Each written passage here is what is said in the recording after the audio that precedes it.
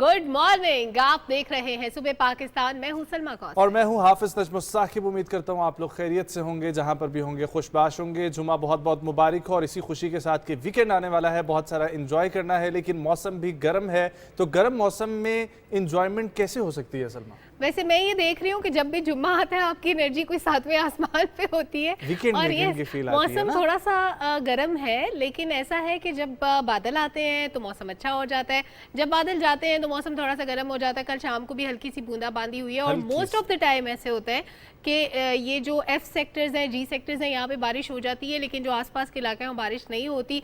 ऐसा बिल्कुल नहीं है कि सारे नेक लोग इन्हीं सेक्टर्स में रहते हैं, लेकिन रीजंस कुछ और हैं। क्योंकि मारगला की पहाड़ियों के करीब है ये सेक्टर्स, तो यहाँ पे बादल ज़्यादा बरसते हैं, बारिश ज़्यादा होती है। तो मौसम से शिकवा बनता है आधे शहरियों का जिन इलाकों में बारिश नहीं हो रही। लेकिन ज़्यादातर इलाकों में आंधियाँ चल रही हैं, तेज़ हवाएं हैं, बादल भी हैं और बारिश भी है। बारिश भी है इसी तरीके से, और लोग एक्सपेक्ट कर रहे हैं कि आने वाले दिनों में बारिश आएगी। और वेदर फोरकास्ट भी यही बताता है कि अगले हफ्ते भी बारिश एक्सपेक्टेड है। वैसे तो सलमा इस संडे को मैंने चेक किया था तो पूरा हफ्ता ही बारिश प्रिडिक्ट थी। मुझे भी वैसे वेदर फोरकास्ट ने यही बताया था। लेकिन पूरा हफ्ता बारिश नहीं हुई। और ये किसी अच्छा, ये वैसे ना देखिए, अगर आज आप चेक करेंगे वेदर फोरकास्ट एक वीक की तो डिफरेंट होगी, कल करेंगे तो डिफरेंट होगी, क्योंकि हवाओं का रुख बदलता रहता है और अपग्रेड होती रहती है एप्लीकेशन से भी वेदर की सिचुएशन। तो इसलिए आपने बिल्कुल भी ये नहीं सोचना कि अगर आपने एक हफ्ते की बारिश देख ली है तो पूरा हफ्ता बारिश होगी। बारिश का कितने % चांस है वो भी चेंज होता रहता है, और बारिश होगी या नहीं ये भी चेंज होता रहता है। गर्मियां तो गर्मियों को भी इंजॉय करें, ये भी अच्छी चीज होती है। वाटर चाहिए। स्पोर्ट्स की तरफ जाएं, बहुत अच्छा है। और समर कैंप्स लगे हुए हैं, बच्चों को छुट्टियां हो गई हैं तो समर कैंप्स की तरफ बच्चों को लेकर जाएं। आपके शहर में लाजमी होंगे ऐसे। बिल्कुल होंगे नजम, क्यों ना। अब बड़े इंपॉर्टेंट दौरे की बात कर ली जाए। पाकिस्तान का दौरा तो हमने कराई दिया लोगों को एक सेकंड में कि बारिश हो रही है या नहीं हो रही। लेकिन वज़ीर आज़म मोहम्मद शहबाज शरीफ आज़रबाईजान के 2 रोज़ा सरकारी दौरे पे हैं। बड़ी अहम, बड़ी इंपॉर्टेंट मुलाकातें हो रही हैं वहाँ पे। उन मुलाकातों का अहवाल भी बताते हैं। 2 तरफ़ा ताल्लुकात की तजदीद की गई है इन अहम मुलाकातों के दरमियान। वज़ीर आज़म मोहम्मद शहबाज शरीफ की सदर इल्हाम अलीयौफ से मुलाकात हुई और तजारत पे बात हुई, तवानाई के शोबे में ताउन पर बात हुई। इसके अलावा सरमायाकारी और बाहमी रवाबत को वसअत देने पर भी तबादला ख्याल किया गया। और आपको पता है इस बात का तो कोई इसमें शक नहीं है कि जब से आर्मीनिया वाला केस हुआ है उसके बाद से, चूंकि पाकिस्तान का स्टैंड है आज़रबाईजान के साथ, तो आज़रबाईजान वैसे भी बहुत मोहब्बत करता है पाकिस्तान से। तो उनके सदर भी नो डाउट जिस तरीके से वीडियोस शेयर हुई थी, अगर आपकी नज़र से भी गुजरी हो तो बड़ा खुशगवार माहौल नजर आ रहा था। इसी के ऊपर जी रिपोर्ट हम लोगों ने तैयार की है। इकरामुल्लाह महसूद अपनी रिपोर्ट पेश कर रहे हैं। आज़रबाईजान के सदर इल्हाम अलीयौफ के हमरा मुश्तरका न्यूज़ कॉन्फ्रेंस से खिताब करते हुए वज़ीर-ए-आज़म मोहम्मद शहबाज शरीफ ने कहा कि पाकिस्तान और आज़रबाईजान के दरमियान बरादराना ताल्लुकात, एहतमाद और बाहमी एहतराम के रिश्तों में जुड़े हैं। दोनों बरादर मुल्क इलाकाई और आलमी उमूर पर यकसां मौक़िफ़ रखते हैं। उन्होंने कहा कि दोनों मुल्कों के दरमियान तिजारत और सरमायाकारी के फ़रोग़ से मुतल्लिक़ जल्द वफूद के तबादले होंगे। Our relations, which are so strong from ages, do not reflect its intensity through our trade, our investment portfolio, our exchange of visits, and other important areas of mutual cooperation. I am looking forward to receive your delegations to negotiate our economic ties, our commerce very soon in Islamabad.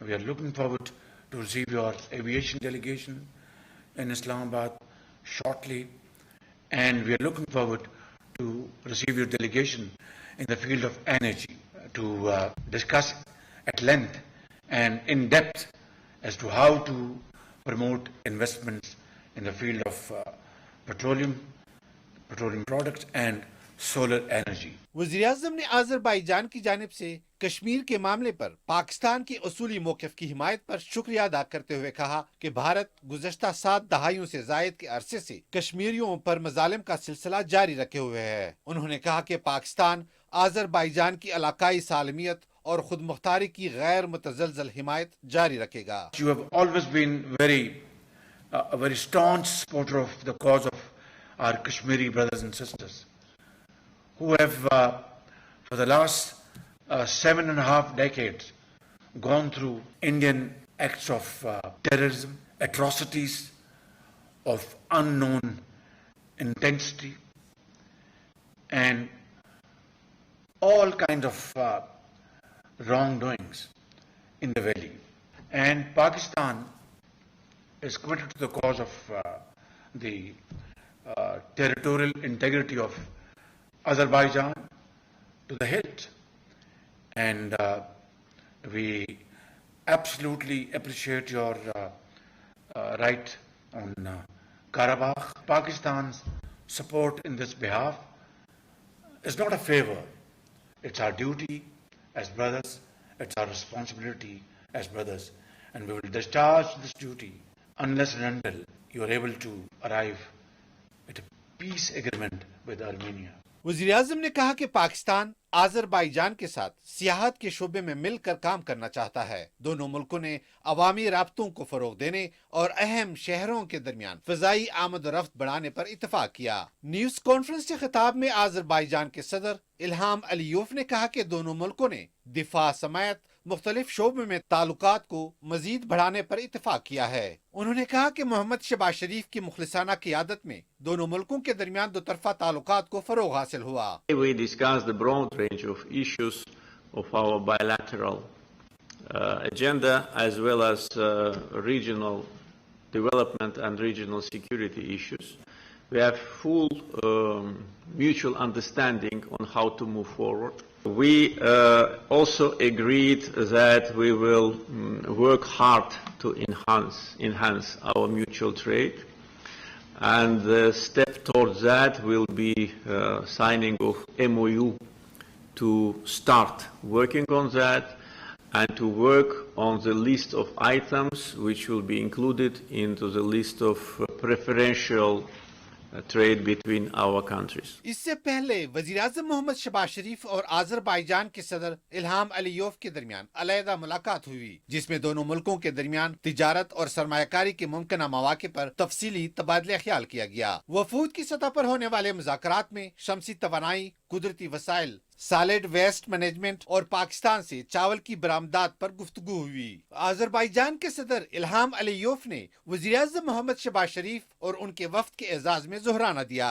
ज़ोहराने से कबल वज़ीर-ए-आज़म मोहम्मद शहबाज शरीफ और Azerbaijan के सदर इल्हाम अलीयोफ की रूसी जबान में गपशप ने सबको हैरान कर दिया। वज़ीर-ए-आज़म ने रूसी जबान में बातचीत करके मेहमानों और मेजबानों को खुशगवार सरप्राइज दिया। Ikramullah Mehsud, Pakistan television news.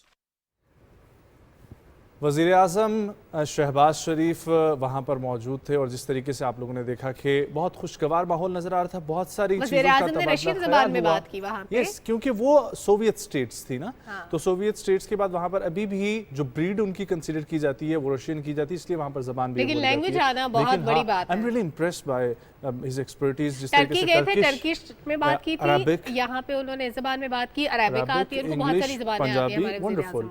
अब बात करते हैं उसी दौरे की एक और कड़ी का, जो वज़ीर-ए-आज़म मोहम्मद शहबाज शरीफ को सदर इल्हाम अलीयोफ ने अजारी शहर का दौरा करवाया है। वहाँ पर कदीम म्यूज़ियम और इमारात का दौरा उनको किया और ख़ास तौर पर मुल्तान सराय एक है जिसको कहा जाता है कि जब शहराय रेशम पे ट्रैवल करते थे कारवान्स, तो वो वहाँ पर आके ठहरा करते थे और कदीम नवादरात भी उनको दिखाई गई हैं। क्या बात है। ये बाकू का एक शहर है अजारी, वहाँ पे उनको दौरा करवाया गया और जितनी भी तारीखी जगह थी वो दिखाई गई है। और ये बड़ी अच्छी न्यूज़ थी ये भी कि वज़ीर-ए-आज़म ने ना सिर्फ वहाँ पे तारीखी जगह देखी है बल्कि और वज़ीर-ए-आज़म के साथ वफ्द भी मौजूद है, तो पूरे वफ्द ने तकरीबन दौरा किया है और ये बड़ा एक ज़बरदस्त विजिट है। जैसे जैसे अपडेट्स आ रही है हम अपने व्यूअर्स के साथ शेयर करते रहते हैं। वज़ीर इत्तलाआत मरियम औरंगज़ेब साहिबा भी साथ मौजूद हैं, वफ़द में दीगर लोग भी मौजूद हैं, तो यूं ही अपडेट्स आएंगी मज़ीद शेयर करते जाएंगे। अब मैं आपको एक और विजिट के बारे में ही बताती हूँ, वो है जनाब स्वात में मौजूद गंधारा सकाफती विरसा जो है।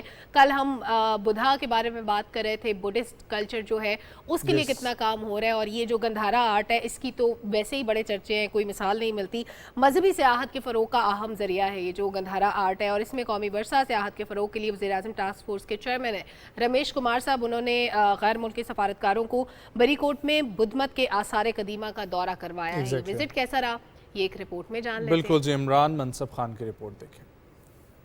स्वात में हजारों साल पुरानी गंधारा तहजीब का अजीम वर्सा न सिर्फ बुद्ध मत बल्कि हिंदू धर्म के मानने वालों के लिए अपने अंदर बड़ी कशिश समेटे हुए। स्वात के तारीखी इलाके बरीकोट के दौरे में वजीर आजम की टास्क फोर्स के चेयरमैन रमेश कुमार ने गैर मुल्की सिफारतकारों को आसार कदीमा की अहमियत से मुतारिफ कराया। अगर पाकिस्तान की स्ट्रेटेजिक पोजीशन को समझा जाए तो मैं समझता हूँ इस साउथ एशिया के अंदर सबसे ज़्यादा ताकतवर मुल्क हम बन सकते हैं।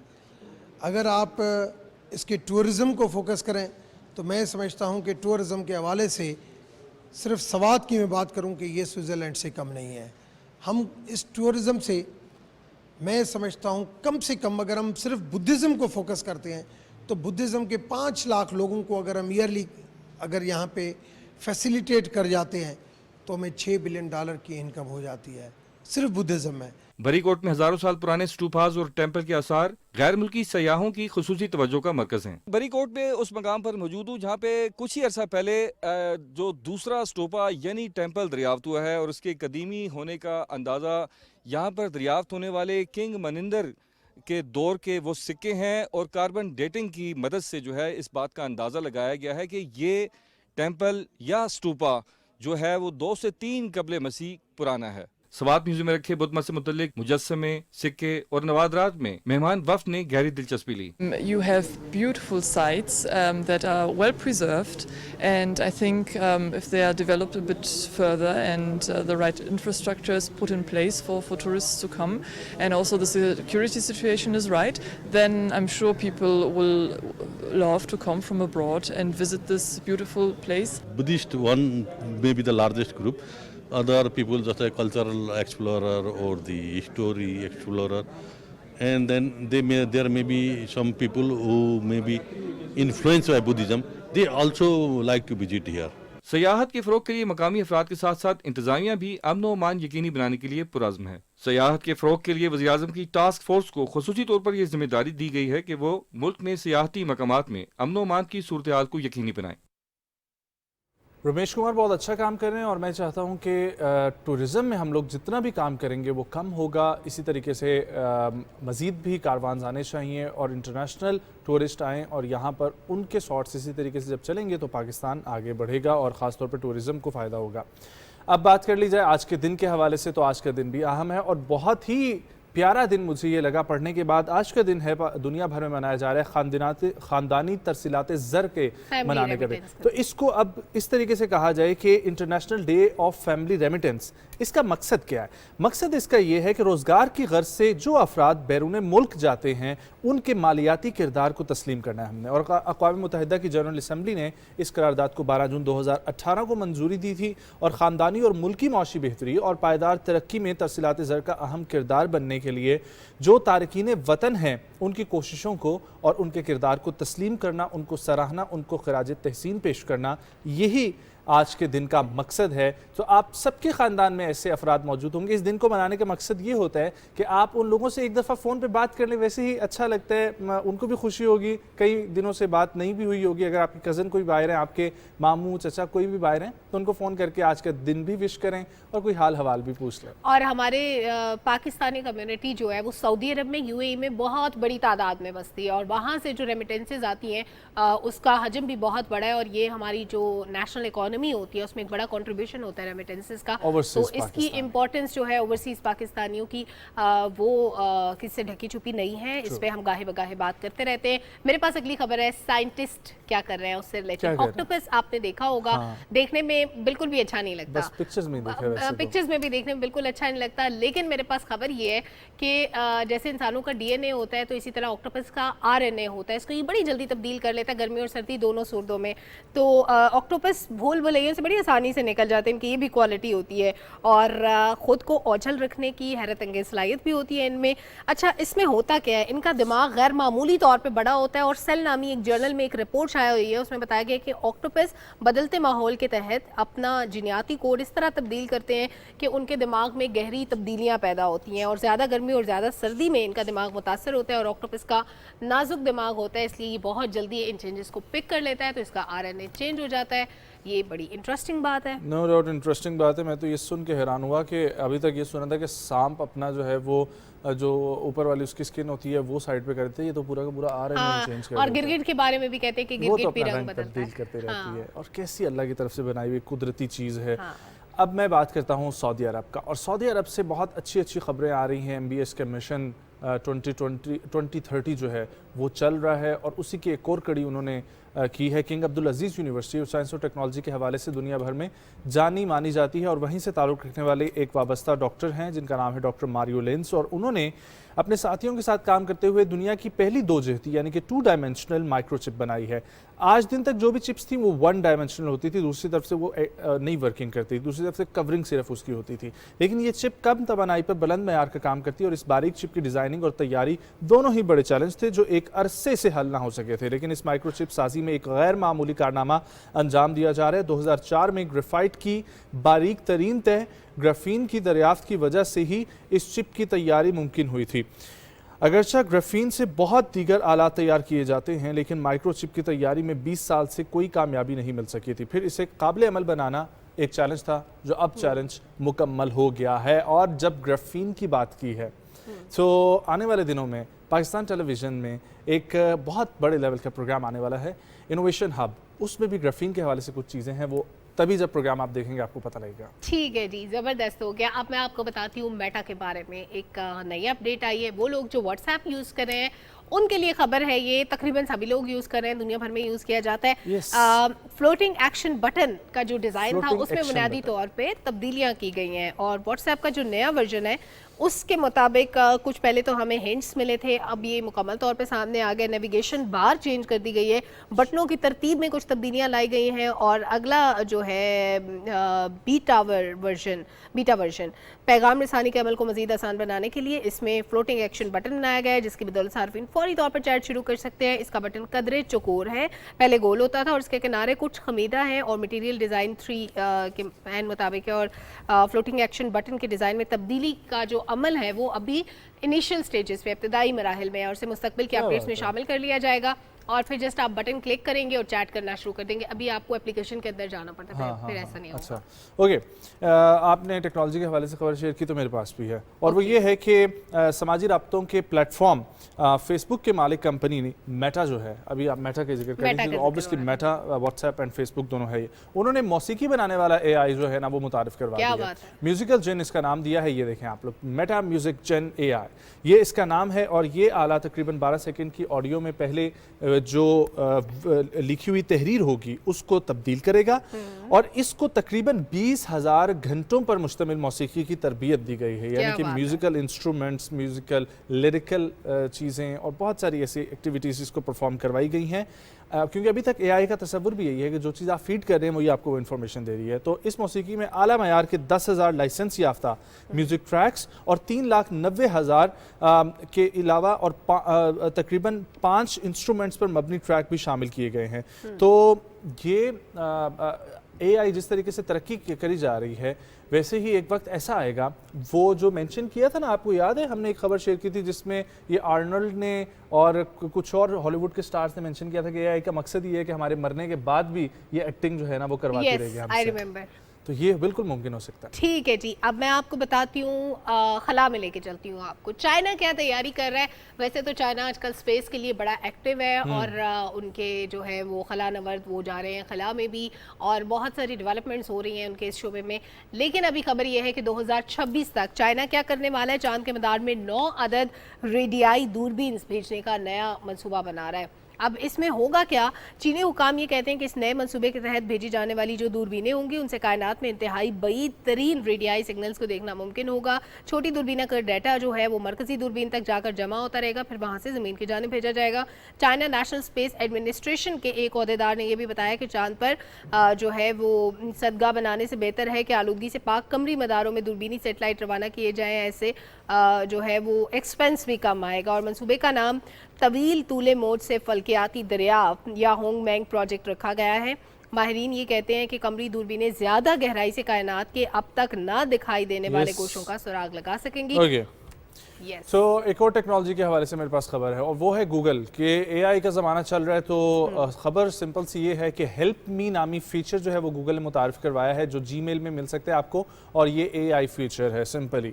और आप लोग कुछ भी पूछना चाहते हैं तो मसनूई ज़हानत की टेक्नोलॉजी की मदद से आप लोग इससे पूछ सकते हैं। क्या बात है। और दुबई में एक महल है जनाब, उसके बारे में आपको बताती हूँ। वैसे तो आपने बहुत से महलों के बारे में सुना होगा, इधर आप पाकिस्तान आ जाए, बहावलपुर में आपको क्या खूबसूरत महल मिलेंगे, लेकिन ये दुबई का जो महल है 750 मिलियन दिरहम यानी 57 अरब 87 करोड़ 76 लाख 74,400 में फरोख्त के लिए पेश कर दिया गया। बहुत महंगा है भाई। मुत्तहिदा अरब अमीरात की सबसे महंगी तरीन रिहाइशगाह करार दी जा रही है और दुबई का इलाका जो है एमिरेट्स हिल्स, वहाँ पर ये महल वाक़ है और इसका जो अंदरूनी रकबा है वो भी काफ़ी ज़्यादा है। 60,000 मुरब्बा फीट है और इसमें सिर्फ 5 बेडरूम्स हैं, लेकिन जो इसका मास्टर बेडरूम है वो 4,000 मुरब्बा फीट पे मबनी है। आम घरों से काफ़ी बड़ा है। ऐसा लगता है कि ये तो मैं जो है अगली कोई मेरी 100 जनरेशन जो है ना वो काम करेंगे, लेकिन देखिए कोई तो खरीदेगा इसको। ये जानने में इंटरेस्टेड हूँ मैं कि इसकी कब नीलामी होती है, कौन इसको खरीदता है। हम उसको अपने शो में बुलाएंगे, हम उसको अपने शो में बुलाएंगे, ठीक है।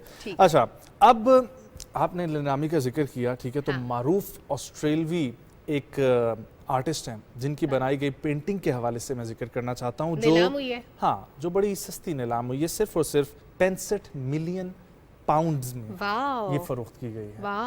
और इस पेंटिंग को लंदन में नीलामी के लिए पेश किया गया था और पेंटिंग को तकरीबन 27 जून को लंदन में नीलामी के लिए जब पेश किया गया तो उसकी लोग काफ़ी हैरान थे और देखने के लिए उसको आ भी रहे थे, लेकिन नीलामी की मेज़बानी करने वाले इंतज़ामिया कहना है कि यूरोप की सबसे महंगी फ़रोख्त होने वाली पेंटिंग बन जाएगी। और अक्सर लोग डांस करने में खुशी महसूस भी करते हैं, लेकिन ये जिस तरीके से होता है ना कि जो डांस हम लोग कहते हैं तो कल्चर में आपके डांस बहुत इंपॉर्टेंट होता है, लेकिन जब आप किसी आर्टिस्ट से बात करते हैं ना तो वो आर्टिस्ट ये बोलता है कि हम लोग भी रक्स ही पेश करते हैं, लेकिन वो रक्स जो है हमारे हाथों के जरिए रंगों में जो है वो समाया हुआ कैनवस के ऊपर होता है। क्या बात है। वैसे आर्ट की तो बहुत सारी शक्लें और इसी तरह जैसे हम साइंस के डिफरेंट सेगमेंट्स की बात करते हैं, इसी तरह आर्ट में भी बड़ी वेरिएशंस है। मतलब एक आर्टिस्ट के काम की कोई हद नहीं होती, उसके फ़न की कोई हद नहीं होती। इस पर फिर कभी बात करेंगे, लेकिन मैं आपको बताती हूँ एक बात, बहुत ज़बरदस्त एक और ख़बर है जो कि अभी रहती है, अभी शेयर करनी है हमने। वो है जनाब श्रीलंका में डॉक्टर्स ने गुर्दे की पत्थरी निकाली है और गुर्दे की पत्थरी निकाली है और किडनी स्टोन निकाला है, सिंपल वर्ड्स में। और वो किडनी स्टोन जो है बिल्कुल भी आम किडनी स्टोन नहीं है, 801 ग्राम वजनी पत्थरी थी ये जो निकाली गई है। दुनिया की सबसे बड़ी और भारी पत्थरी कहा जा रहा है इसको। ये निकालने के लिए ऑपरेशन जो था ये 1 जून को कोलंबो के आर्मी हॉस्पिटल में हुआ था और रिटायर्ड फौजी थे ये जिनके गुर्दे से 801 ग्राम वजनी पत्थरी निकाली गई है। और ये पत्थरी जो ये 5.26 इंच लंबी है, एक आम औसत गुर्दे से 5 गुना ज्यादा वजनी थी ये पत्थरी। ये नॉर्मली इससे 5 टाइम्स कम होती है पत्थरी जो निकल। Guinness book of world record ने इस पत्थरी को दुनिया की सबसे बड़ी पत्थरी तस्लीम कर ली है। अब देखें इनका जो वर्ल्ड रिकॉर्ड था वो तो नेचुरली बन गया और पाकिस्तान में 2008 में ऐसा हुआ था कि एक मरीज के गुर्दे से एक पत्थरी निकाली गई थी जो कि 620 ग्राम वजनी पत्थरी थी, ये उससे भी ज्यादा है। ओके, सो एक और खबर जो आपके इंटरेस्ट के लिए है और मेरे भी इंटरेस्ट के लिए है, दैट इज बिपरजॉय, जो इस वक्त हम लोग पाकिस्तान और भारत समेत और भी 2-3 ममालिक इसको फेस कर रहे हैं, लेकिन सिर्फ और सिर्फ हमारी ही नज़र उस पर नहीं है, बल्कि आप लोगों को पता होगा कि खलाबाज अक्सर हम लोग जिक्र करते रहते हैं सुल्तान अल नियादी का। उन्होंने भी बिपरजॉय की एक खला से बनाई हुई वीडियो जारी कर दी है जो आप लोग देख सकते हैं। सुल्तान अल नियादी ने लोगों से तूफ़ान के दौरान हिफाजती इक़दामात इख्तियार करने की हिदायत की है और ये कहा है कि हम फ़िलहाल तूफ़ान या तूफ़ान की आंख की तस्वीर लेने की कोशिश कर रहे हैं। उन्होंने कहा कि हम कैमरे को नीचे की समेत में बरकरार रखे हुए हैं और ये आप लोग देख सकते हैं अगर आप लोगों को समझ आ रही है। अच्छा, कल मुझसे किसी ने सवाल किया कि इन तूफानों के नाम कौन रखता है। जैसे बिपरजॉय है, इसका नाम बांग्लादेश ने रखा है जिसका मतलब होता है तबाही, ये बंगाली लैंग्वेज का वर्ड है। लेकिन मैं ये बताना चाहती हूँ अपने देखने वालों को, एक पूरी लिस्ट बनती है, ये बहुत सारे नाम होते हैं, कतरीना और पता नहीं इस तरह के नाम होते हैं डिफरेंट डिफरेंट, जो समटाइम्स इंसानों से भी मिलते जुलते होते हैं। ये बंगाली आपने अभी शेयर किया तो मुझे एक चीज़ याद आई है कि उन्होंने बिपर वर्ड यूज़ किया है, तो इसका ये मतलब है कि हमारी लैंग्वेजेस चूंकि काफी मिलती जुलती हैं, तो जिस तरह होता है ना बिफर जाना आप कह सकते हैं कि उससे मिलता जुलता वर्ड है। तो हर एक पूरी लिस्ट बनती है जिसमें डिफरेंट नाम सजेस्ट किए जाते हैं डिफरेंट कंट्रीज की तरफ से और फिर मुख्तलिफ ममालिक को 1 बाय 1 मौका मिलता है इन तूफानों के नाम रखने का। फिर बच्चे की तरह होते हैं जब आते हैं इनका नाम रखते बात है। लेकिन न्यूज़ का सेगमेंट खत्म हुआ, वापस आएंगे इंटरेस्टिंग से गेस्ट और टॉपिक के साथ। कहीं मत जाएं, सुबह पाकिस्तान के साथ रहें।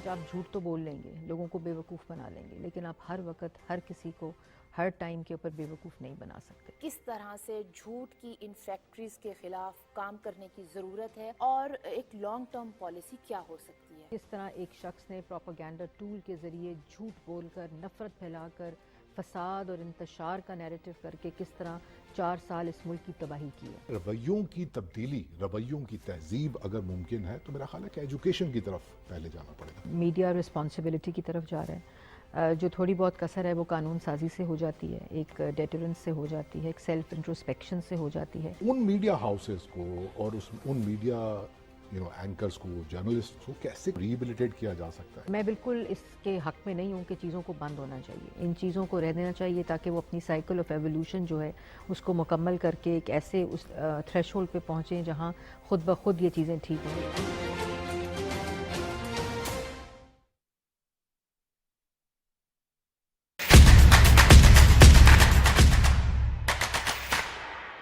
खाला आप तो फरिश्ता बनकर आई हैं। मौत का?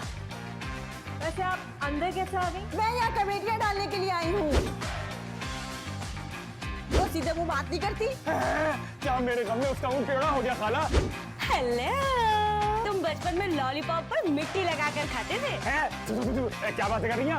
वो तो हमारी सुलह के लिए आई है। सुलह नहीं, खुला होगी। I am telling you. वो मुझे अपनाने वाला है क्योंकि तुम अब उसे अच्छी नहीं लगती।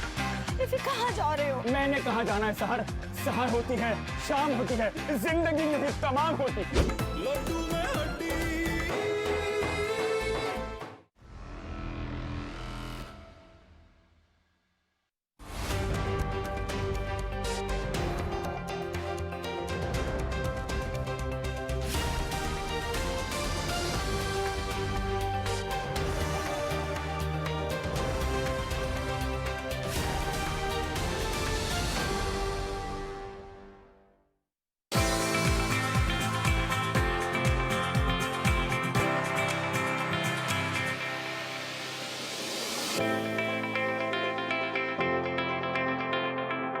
वेलकम बैक नाजरीन। आजकल हर दूसरे बंदे का मसला है बाल गिरना, और ख़ास तौर पे मर्दों में बाल गिरने की शरह ज़्यादा होती है और बहुत अर्ली एज से स्टार्ट हो जाते हैं बाल गिरने। ख़वातीन में ज़्यादातर बाल ग्रे होने का इशू होता है, लेकिन मर्दों में बालों का गिरना बहुत बड़ा कंसर्न इसलिए होता है कि एक टाइम पे नौबत ट्रांसप्लांट तक आ जाती है या फिर स्टेम सेल ट्रांसप्लांट या जो भी दीगर ऑप्शंस होते हैं उसकी तरफ लोगों को जाना पड़ता है।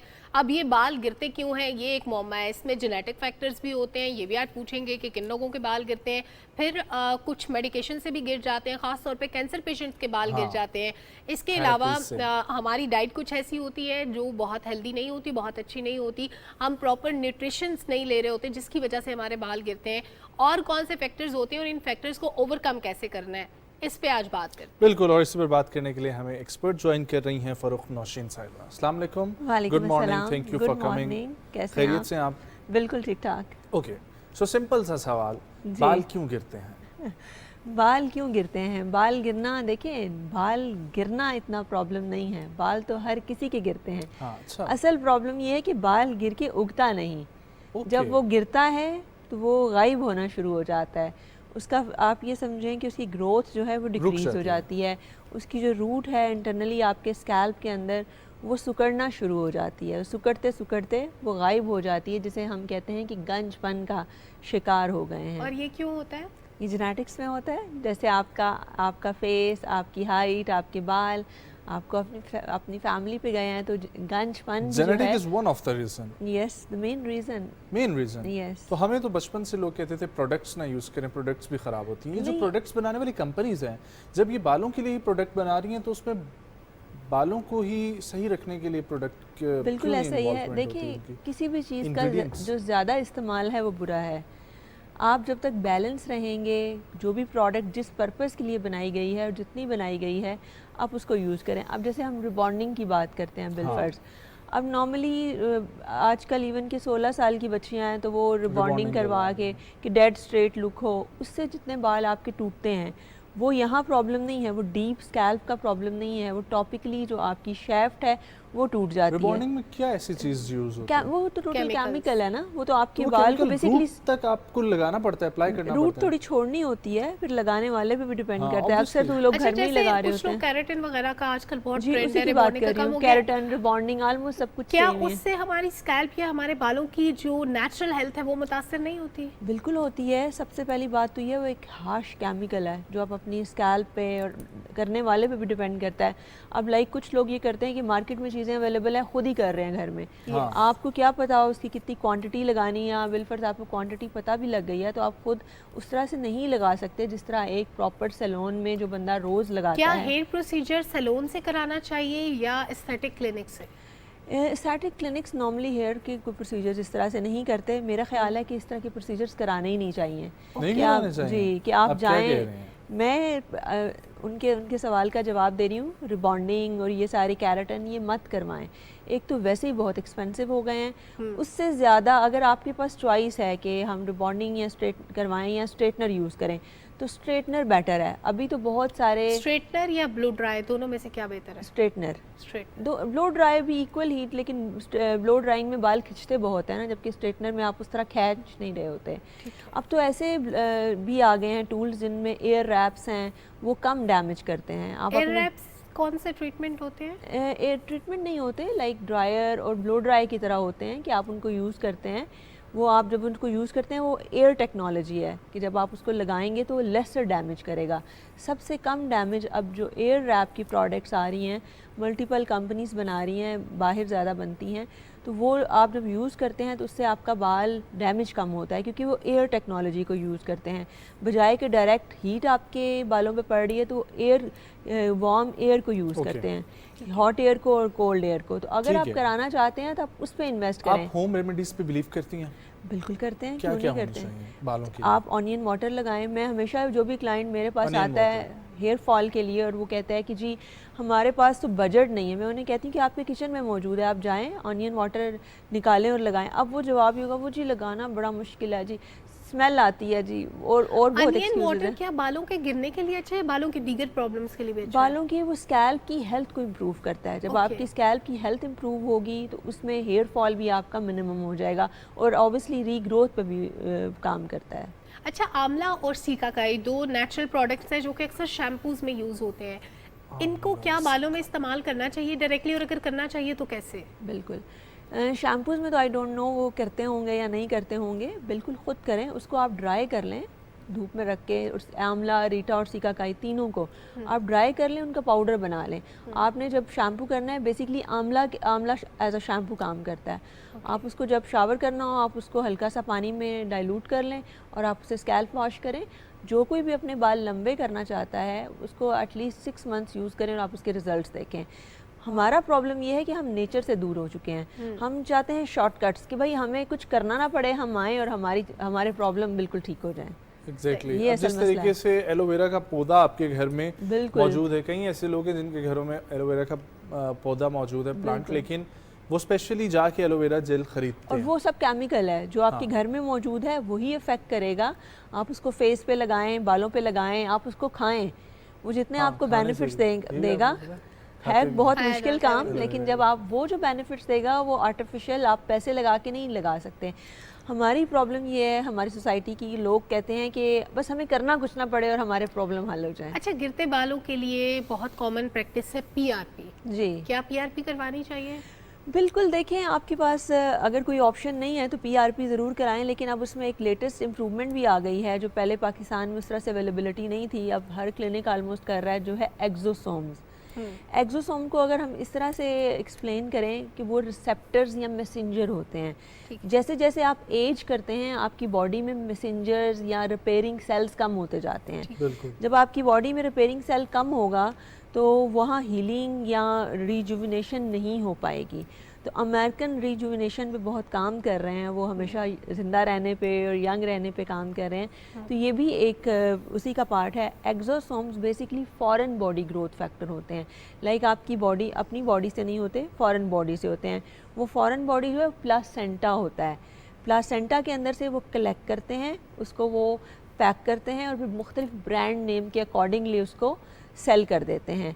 तो एक्सोसोम्स जहाँ भी लगते हैं वहाँ at the time repairing start कर देते हैं, वो चाहे बाल हों, स्किन हो, वूंड्स हों, बर्न में बहुत हेल्पफुल हैं। अब मैं तो बर्न में नहीं हम लगाते, बर्न वालों को चाहिए कि वो अपनी स्पेशलिटी में लगाएं। बिलफर्स जैसे डॉग बाइट है, डॉग बाइट अगर आपको हो जाए उसकी हीलिंग बहुत स्लो है, उसके अंदर आप अगर एक्सोसोम इंजेक्ट करेंगे तो विद इन 10 डेज उसको हील कर देगा। ओके जी, ये बड़ी लेटेस्ट टेक्नोलॉजी है और इतनी कॉस्टली भी नहीं है, बाकी दुनिया के ममालिक से कंपैरिजन करें तो इसकी प्राइसेस काफ़ी कम हैं। और ये अगर आपको हेयर फॉल है और आपके पास बजट है, देखा जाए कैलकुलेट करें तो PRP और एक्सोसोम्स की जो प्राइसेस हैं अगर कैलकुलेट करें तो एट द एंड एक जितनी पड़ जाती हैं। हमारे बालों के सफ़ेद होने की क्या वजह है? ये भी जेनेटिक्स है, ये भी जेनेटिक्स है। इसको हम जी देखिए, अब तो बच्चे आ रहे हैं उनके बाल सफ़ेद हो सकता है, एनवायरनमेंट, फूड हुआ करते थे, लेकिन हाँ ये जो फैक्टर्स हैं क्या इनकी वजह से भी बाल के वाइट होने देखिए, सबसे पहली चीज़ है स्लीप साइकिल। मैं हमेशा इस पे बात करती हूँ। आजकल के बच्चे रात को 5 बजे तक जाग रहे हैं। हमारे पेरेंट्स, आप तो थोड़े से छोटे हैं, हमारे पेरेंट्स कभी भी अलाउ ही नहीं करते थे कि 11 बजे के बाद कर्फ्यू नाफिज हो जाता था घर में। आजकल के बच्चे, मेरे अपने बच्चे नहीं सोते, 5 बजे तक सोते ही नहीं नॉर्मली। तो उनको जब आप वो नेचर के अगेंस्ट चलेंगे, वो सारी रात जागेंगे, सारा दिन सोएंगे, तो आप कैसे कह सकते हैं कि वो उनकी चीज़ें ख़राब नहीं होंगी? आप देखें कि मोटापा आजकल के बच्चों पे किस कदर आ रहा है, क्योंकि वो बैठे रहते हैं और खाते रहते हैं। और एक प्रॉब्लम ये भी है कि जैसे हम थे बाहर, घर से बाहर जाते थे, तो आज के बच्चे को हमें मजबूरन इंडोर रखना पड़ रहा है कि हम उसे घर से बाहर सिक्योरिटी रीजंस पे जाने नहीं देते। बालों के जो गिरने के रीजंस हैं, क्या ये खवातीन और मर्द दोनों में एक जैसी होती हैं? और अच्छा, बालों के कई मसाइल हैं वैसे तो, गिरने के साथ साथ स्प्लिट एंड्स का होना, बालों का कमज़ोर हो जाना, आधे बाल टूट जाना, मतलब वो रूट से नहीं टूटता, आधे में से टूट जाता है। क्या ये मर्दों में खवातीन में कॉमन चीज़ें हैं? मर्द तो कभी इतने लंबे बाल रखते ही नहीं है। मर्दों का जो ज़्यादा मसला है वो गांजपन है, जो कि इनहेरिटेंस में है, जेनेटिक्स में है। और अगर किसी का इनहेरिटेंस में नहीं है तो वजह विटामिन डेफिशिएंसी या डिप्रेशन, ये 2 चीज़ें फिर आ जाती हैं। जो आप जिन खवातीन के प्रॉब्लम का जिक्र कर रही हैं उसकी ज़्यादा वजह कलरिंग, रिबॉन्डिंग और बालों को की केयर ना करना, और हीट लगना भी डेली। जी, और आप जब जितने बाल खोल के रखेंगे वो इधर उधर लगेंगे तो वो टूटेंगे ही। आप उसको जितना बांध के रखेंगे, क्योंकि बाल की शेप भी रस्सी की तरह है। अच्छा, आप कलरिंग के भी अगेंस्ट है? देखिए, अगर कोई करता अगर है, आप देखें तो कोई भी इस वक्त फीमेल हमारी कलरिंग के बगैर नहीं होगी, हार्डली। उसको फिर यही जहन में रखें कि आप लंबे अरसे तक कलरिंग करेंगे तो एटलीस्ट आपको वो बाल या तो साथ साथ काटते जाएं। आप काटेंगे तो वो हेल्दी रहेंगे। अगर आप कलरिंग करते रहेंगे, वही ब्लीचिंग और डाई लगाते रहेंगे बाल पे, तो उसका फिर आप उस बाल को सोचें कि आप या तो काट जाएंगे या वो खुद टूट जाएगा। जो ये जिक्र कर रही हैं कि 2 मुंह हो जाना, टूट जाना, तो उसका जो मेन रीज़न है वो कलरिंग ही है कि वो बाल को ड्राई कर देता है, पील कर देता है, तो अल्टीमेटली बाल टूटेगा ही। और कुछ लोगों के बाल वैसे अकड़ जाते हैं, ड्राई हो जाते हैं बहुत ज़्यादा, ये क्यों होता है? हाइड्रेशन की कमी है, नमी की कमी है, तो उसके लिए उन्हें ऑयलिंग करनी चाहिए है। आर्गन ऑयल सबसे बेस्ट है, अगर वो लगाएं। और वैसे कहा जाता है कि बॉडी पे या बालों में अगर ड्राइनेस हो तो एक्सटर्नली आप जितना भी उसका ट्रीटमेंट करें इतना इफेक्टिव नहीं होता है जितना इंटरनली खाने से होता है, कि आप अपने डाइट में ऑयल्स वगैरह। पानी ज़्यादा से ज़्यादा पिएं। ज़्यादातर ये प्रॉब्लम पानी ना पीने की वजह से होता है, क्योंकि नॉर्मली लोग कहते हैं हमें तो प्यास नहीं लगती। प्यास लगे या ना लगे, आप एटलीस्ट 3 से 4 लीटर पानी पीना स्टार्ट करें, आपके आधे प्रॉब्लम्स वैसे ही हल हो जाएंगे। ओके, पानी तमाम प्रॉब्लम्स का सलूशन है। बेसिक बालों की कोई और प्रॉब्लम जिसके ऊपर आप बात करना चाहेंगे, एनी स्पेसिफिक थिंग? बालों की जो सबसे ज़्यादा प्रॉब्लम यही है कि आप इसको जितना अर्ली ट्रीट करेंगे, जो भी प्रॉब्लम आपको फील हो, जितना अर्ली ट्रीट करेंगे और एक प्रोफेशनल से जाके ट्रीट करवाएंगे तो आपका नुकसान कम से कम होगा। ये भी लोग कहते हैं कि हॉट शावर ज़्यादा यूज़ करने से, गर्म पानी के इस्तेमाल की वजह से आपकी स्कैल्प डैमेज होती है और उस की वजह से आपके डैंड्रफ के इश्यूज भी आते हैं। बिल्कुल आते हैं। आप उसको बहुत हॉट ना करें, मॉडरेट सा टेम्परेचर अगर कर लें तो ज़्यादा बेटर है। देखिए, आप ऑब्वियसली रोज़ाना की बेसिस पे गर्म पानी फेंके जा रहे हैं अपनी स्कैल्प पे, वो इफेक्ट तो करेगा। वो टेम्परेचर जब इतना वो गर्म पानी आपके स्कैल्प पे जाएगा तो ऑयल ग्लैंड डिस्टर्ब होगा। तो बालों के गिरने का वैसे कोई मौसम भी होता है? अगस्त जैसे पतझड़ का मौसम है, उसमें आपको हेयर फॉल होता है, और इस लिहाज से है कि अगर वो हेयर फॉल हो रहा है तो वो बाल दोबारा से उगना चाहिए। ठीक। गिरेंगे तो नहीं यानी आएंगे। अगर इधर पतझड़ हो रहा है तो दोबारा बाहर आनी चाहिए। दोबारा बाहर आनी चाहिए। कभी कभी होता है ना, जिस तरह इस दफ़ा भी बाहर जल्दी आ गई थी तो कभी कभी जल्दी भी बाहर आ जाती है। लेकिन बहुत सारे इश्यूज हैं।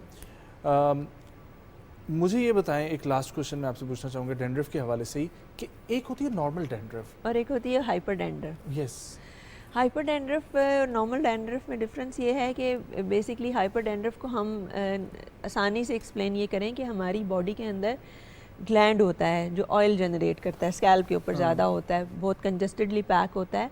फैट की एक लेयर होती है जो हमारी स्कैल्प है, इसके नीचे पूरी फैट की एक लेयर है, उसके अंदर वो ऑयल प्रोड्यूस करती है जो हम हाइड्रेशन के लिए चाहिए। तो वो समझें ग्लैंड हाइपर एक्टिवेट हो जाता है। जब वो हाइपर एक्टिवेट हो जाता है तो वो आपकी वो लेयर बन जाती है, उसको आप डर्माटोलॉजिस्ट के ज़रिए ट्रीट करें, वो उस पर होम रेमेडीज़ असर नहीं करेंगी। Okay, thank you so much for coming. अच्छा लगा आपसे बात करके।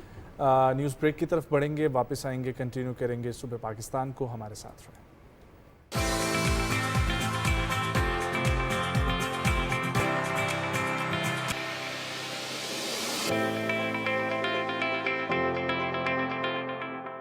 वेलकम बैक नाज़रीन। एजुकेशन से रिलेटेड आज का सेगमेंट थोड़ा सा डिफरेंट है। बात करेंगे बजट से रिलेटेड भी। बजट 2023-24 जो कुछ दिन पहले पेश किया गया, उसमें जो हमारे तालीम का हिस्सा है, वैसे तो 18th अमेंडमेंट के बाद तालीम सूबाई सब्जेक्ट है, लेकिन उसके बावजूद वफाक हमेशा की तरह अपना हिस्सा डालता है और अखराजात जो मौजूदा हैं उनमें 65 अरब और तरक्याती अखराजात की मद में 70 अरब रुपये मुख्तस किए गए हैं। और इसके अलावा क्या मामला चल रहे हैं, सूबाई मामला होने के साथ साथ वफाक की तरफ से कॉन्ट्रीब्यूशंस क्या क्या होती हैं, कौन से प्रोजेक्ट्स चल रहे होते हैं, कहाँ कहाँ पे वफाक को फैसिलिटेट करना पड़ता है, ये सारी चीज़ें आज जानेंगे। बहुत ही रेलिवेंट मेहमान, बहुत ही खास मेहमान आज हमारे साथ मौजूद है। बिल्कुल, हमें ज्वाइन कर रहे हैं इसी पर बात करने के लिए chairman higher education commission professor doctor Mukhtar Ahmed साहब। अस्सलाम वालेकुम डॉक्टर साहब, thank you so much for coming. खैरियत से हैं सर? अल्लाह का करम है, आप ठीक हैं जी? अल्हम्दुलिल्लाह। डॉक्टर साहब ये फरमाइएगा कि अरसे दराज से ये बात की जाती थी, माजी की हुकूमतों में भी लोग, बच्चे बोलते थे यूनिवर्सिटीज़ कॉलेजेस के कि बजट बढ़ना चाहिए यूनिवर्सिटी का, एजुकेशन में एक्सपेंस होने चाहिए। तो इस दफ़ा हमने देखा है कि बहुत पॉजिटिव साइन एक लगा कि इसका पहले भी जिक्र किया गया था कि इस दफ़ा बजट में मुख्तस किया जाएगा ख़ास तौर पे एजुकेशन के लिए, और फिर जब बजट आया तो वाकई में उसको पूरा भी किया गया। तो कैसा आपको being a professor, being a teacher, educationist लगा कि हुकूमत ने ख़ुसूसी तौर पर तवज्जो दी है एजुकेशन सेक्टर पर? बिस्मिल्लाहिर्रहमानिर्रहीम, बहुत शुक्रिया। यस एंड नो कहना चाहिए जनरली। इसमें कोई शक नहीं कि मुश्किल तरीन हालात में भी फेडरल गवर्नमेंट ने, गवर्नमेंट पाकिस्तान ने बेसिकली तालीम को, ख़ासकर हम हायर एजुकेशन सेक्टर को लुक आफ्टर किया। ये जो साल गुज़रा है बहुत मुश्किल था, इससे मैं शुरू करता हूँ। और हमें उम्मीद नहीं थी कि बजट जो एलोकेशन हुई है वो मिलेगी हमें पूरी।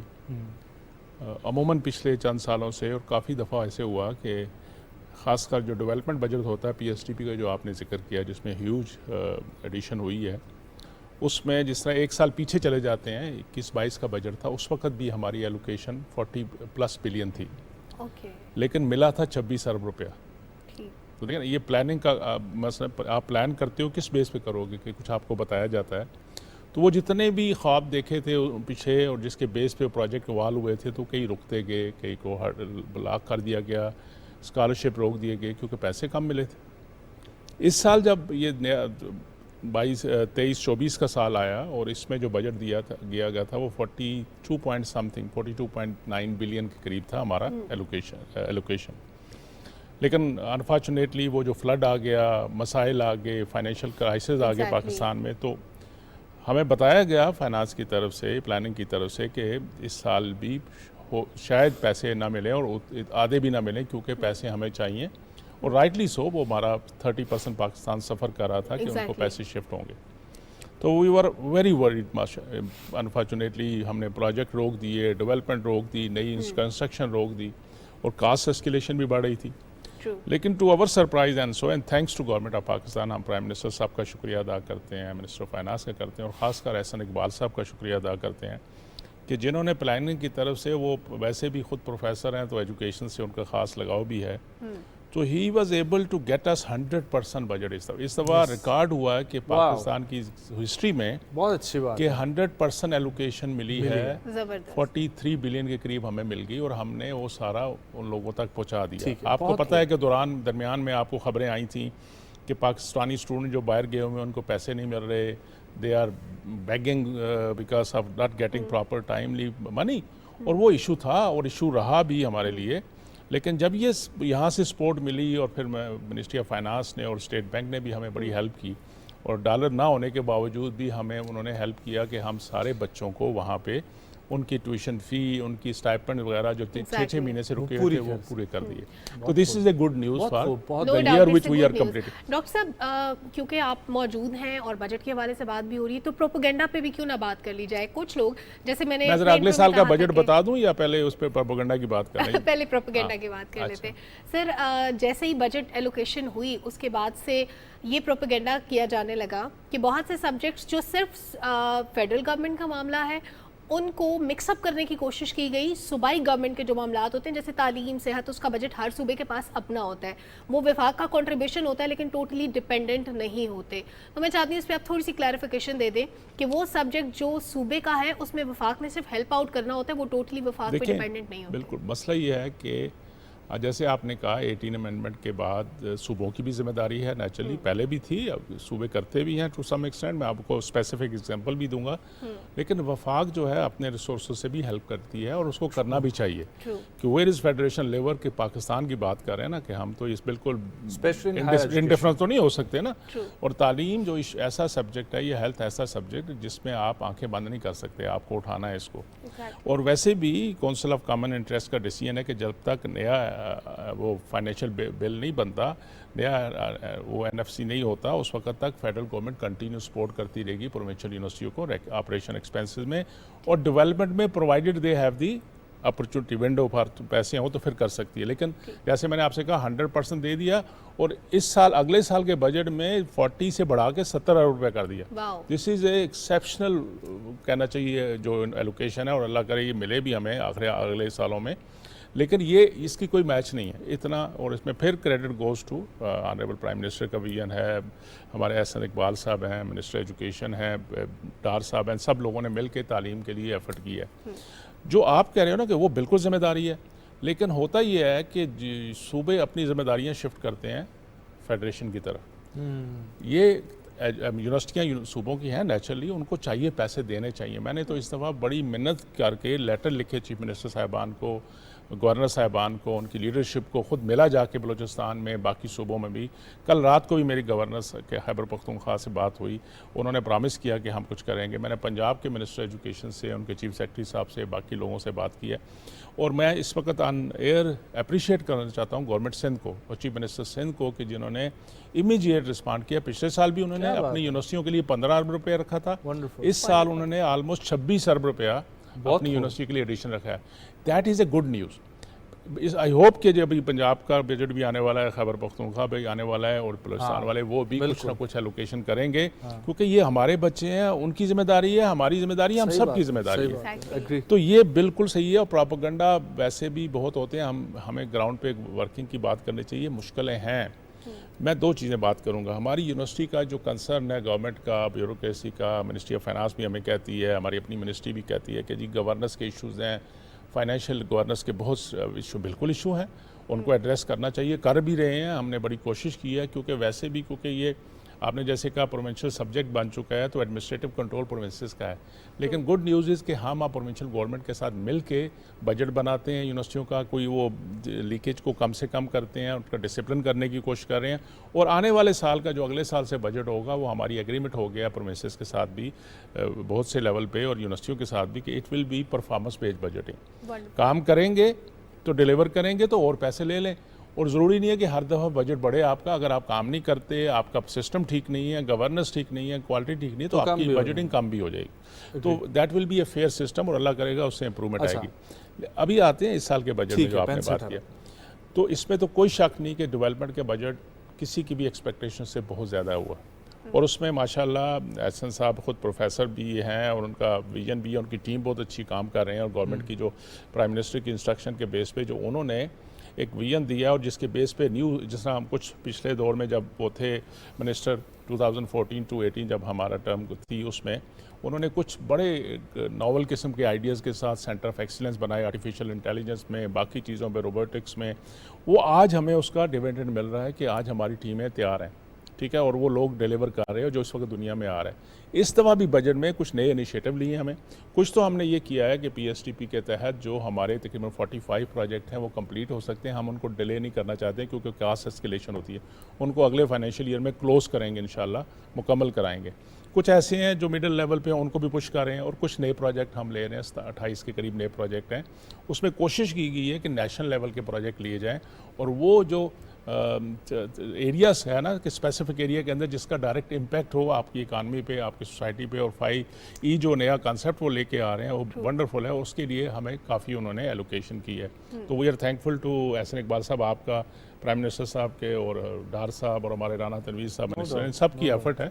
सब ने मिलकर हमें हेल्प की। तो खासकर ऑफकोर्स प्राइम मिनिस्टर साहब और एहसन इकबाल साहब का हम शुक्रिया अदा करना चाहेंगे। जो इशू आ रहा है ना, और जो वाकई ही बड़ा सवीर इशू बनता जा रहा है, वो है रेकरिंग एक्सपेंडिचर का।